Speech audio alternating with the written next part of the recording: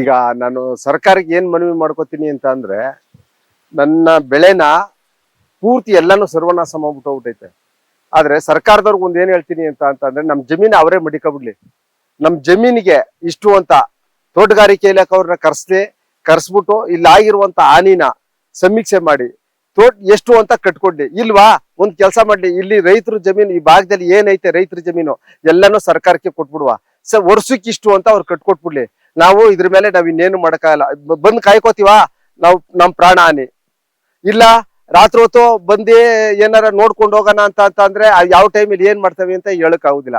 ನಾವು ಸಾಕ್ಯದೋಗೈತೆ.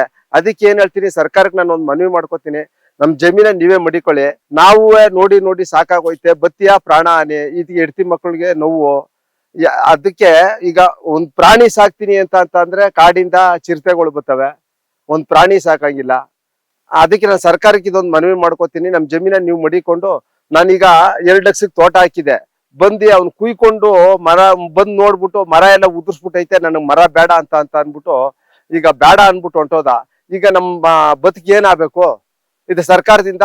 ಅದಕ್ಕೆ ನನ್ಗೆ ಅನುದಾನ ಕರ್ಸ್ಕೊಡ್ಬೇಕು ಅಂತ ನಾನು ಕೇಳ್ಕೊತೀನಿ. ಇದೇ 20 ವರ್ಷದಿಂದ ಆನೆ ದಾಳಿ ಇದೆ.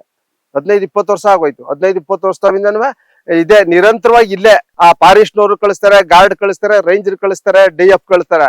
ಮೇಘಲಾಧಿಕಾರಿಗಳು ಅವ್ರಿಗೆ ಅನುಮತಿ ಕೊಟ್ಟಿರ್ತಾನೆ, ಯಾರು ಮಿನಿಸ್ಟ್ರು ಅದಕ್ಕೆ ಅನುಮತಿ ಕೊಟ್ಟಿರ್ತಾನೆ.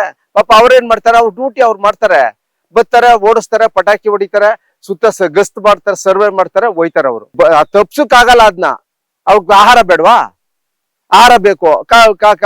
ಕಾಡಲ್ಲಿ ಯಥೇಚ್ಛವಾಗಿ ಬೆಳೆ ಬೆಳೆದಿದ್ರೆ ಅವಕ್ಕ ಊರಿಗೆ ಬರ್ತಾರಲ್ಲ, ಅವು ಅಲ್ಲಿ ನೀರು ಯಥೇಚ್ಛವಾಗಿ ನೀರ್ ಇದ್ದಿದ್ರೆ ಊರಿಗೆ ಯಾಕೆ ಬರ್ತಿದ್ದವು?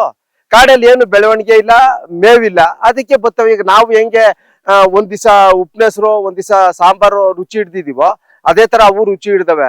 ಒಂದ್ ದಿವಸ ದಿನ ಬರೀ ಅದು ಬಿದಿರು ಸೊಪ್ಪನ್ನ ಮೇಯ್ಕೊಂಡಿರಕಾಯ್ತದ. ಅದು ಆಗದೆ ಒಂದ್ 2 ಲಕ್ಷದ ಮೇಲೆ ಲಾಸ್ ಆಗದೆ. ಸೊ 18ರಿಂದ 20 ಮರ ಮುರ್ತದೆ, ಧ್ವಂಸ ಮಾಡ್ಬಿಟ್ಟದೆ ನೆಲಸಮ. ಈ ನಮ್ಗೆ ಸುತ್ತಮುತ್ತ ಈ ಕಬ್ಬಾಳ ಅರಣ್ಯ ಪ್ರದೇಶದಲ್ಲಿ ನಿರಂತರವಾಗಿ ಸುಮಾರು ಒಂದು 15-20 ವರ್ಷದಿಂದ ಈ ಆನೆ ದಾಳಿ ನಮ್ಗೆ ಬಹಳ ರೈತರಿಗೆ ತೊಂದರೆ ಕೊಡ್ತಾ ಇದೆ. ನಾವು ಯಾವ ಬೆಳೆನೂ ಬೆಳೆಯುವಷ್ಟಿಲ್ಲ, ಏನು ಬೆಳೆಯುವಷ್ಟಿಲ್ಲ. ದನಗಳು ಮೇವು ಅಂತವಿಂದ ಹಿಡಿದು ಜನ ತಿಂತಕ್ಕಂತ ಆಹಾರ ಪದಾರ್ಥವಿಂದು ಯಾವ್ದು ಏನು ಮಾಡೋಕಾಯ್ತಾ ಇಲ್ಲ. ಅದರಿಂದ ಇವಾಗ ಏನಾಗ್ಬಿಟ್ಟೈತೆ ಅಂದ್ರೆ, ಈ ಫಾರೆಸ್ಟ್ ನವರು ಹೇಳ್ತಾರೆ ವೈಡ್ ಲೆಪ್ ಅಲ್ಲಿ ನಾವು ಬ್ಯಾರಿಕೇಡ್ ಮಾಡ್ತಾವಿ, ವೈಡ್ ಲೆಪ್ ಅಲ್ಲಿ ಬ್ಯಾರಿಕೇಡ್ ಮಾಡಿ ನಾವು ಅವಾಯ್ಡ್ ಮಾಡ್ತೀವಿ ಅಂತ ಹೇಳ್ತಾನೆ ಅವ್ರೆ. ಸುಮಾರು ನಾವು ಒಂದ್ 20 ವರ್ಷದಿಂದ ಕೇಳ್ತಾನೆ ಅವ್ರು ಮಾಡ್ತಾನೆ ಇದೀವಿ ಅಂತಾರೆ, ಅದ್ ಆಯ್ತಾ ಇಲ್ಲ. ಹೀಗಾಗಿ ನಾನೇನ್ ಹೇಳ್ತೀನಿ ಅಂದ್ರೆ, ಈ ಕಬ್ಬಾಳಿಂದ ಸಿಂಗರಾಜಿಪುರದವರೆಗೆ ಒಂದು 6-7 ಕಿಲೋಮೀಟರ್ ಬರ್ತದೆ. ಈ ಫಾರೆಸ್ಟ್ ನವ್ರೆ ಅವ್ರೇನೆ ಉದ್ದಕ್ಕೂ ಸೋಲಾರ್ ತಂತಿನ ಅಳವಡಿಸ್ಕೊಂಡು ಫಾರೆಸ್ಟ್ ಅವಾಯ್ಡ್ ಮಾಡ್ಕೊಬಿಟ್ರೆ, ಆ ಕಡೆ ಬ್ಯಾರಿಕೇಡು ಹಾಕೋದೋ ಬಿಡೋದೋ ಅದು ನೆಕ್ಸ್ಟ್ ಫರ್ದರ್. ಬಟ್ ಇಲ್ಲೇನೆ ಒಂದ್ 6-7 ಕಿಲೋಮೀಟರ್ ಬರ್ತದೆ. ಅದನ್ನೇ ಇವರು ನಿರಂತರವಾಗಿ ಸೋಲಾರ್ ಹಾಕ್ಬಿಟ್ಟು ಸೋಲಾರ್ ಅಲ್ಲಿ ಅವಾಯ್ಡ್ ಮಾಡ್ಬೋದು.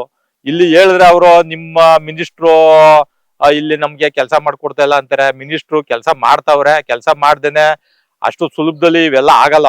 MP ಅವರು ನಮ್ಮ ಮಾಜಿ ಸಂಸದರು ಮಾಡ್ತಾವ್ರೆ, ಮಿನಿಸ್ಟ್ರು ಮಾಡ್ತಾವ್ರೆ.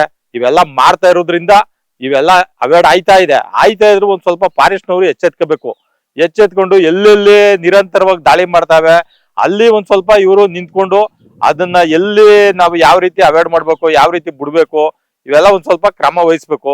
ಆಮೇಲೆ ಇವ್ರ ಮೇಲೆ ಅವ್ರ ಮೇಲೆ ಇವ್ರು ಹೇಳೋದು ಇವೆಲ್ಲ ಸರಿ ಇಲ್ಲ.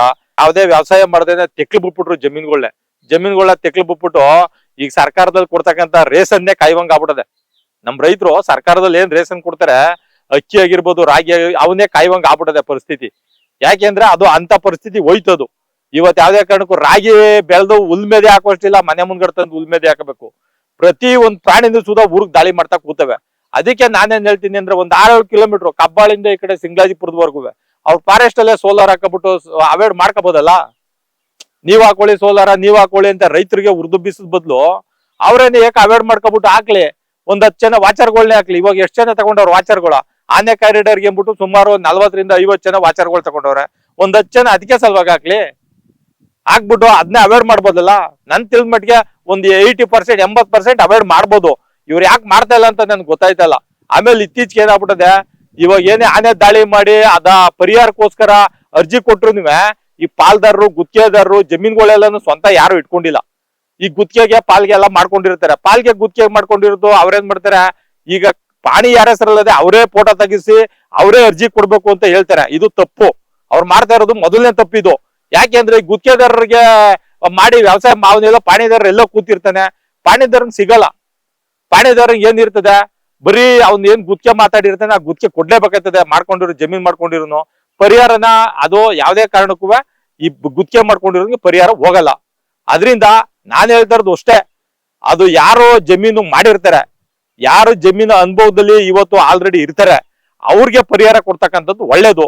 ನೀವು ವಂಶವೃಕ್ಷ ಕೊಡಿ, ನೀವು ಇನ್ನೊಂದ್ ಕೊಡಿ ಇವೆಲ್ಲ ಮಾಡಕ್ ಹೋಗ್ಬೇಡಿ. ಇವ ರೈತರು ದಂಗೆ ಹೇಳಕ್ ಮೊದ್ಲೇ ನೀವು ಎಚ್ಚೆತ್ಕೋಬೇಕು ಅಂತ ನಾನು ಫಾರೆಸ್ಟ್ನರು ಸುಧಾ ಮನವಿ ಮಾಡ್ಕೋತೀನಿ.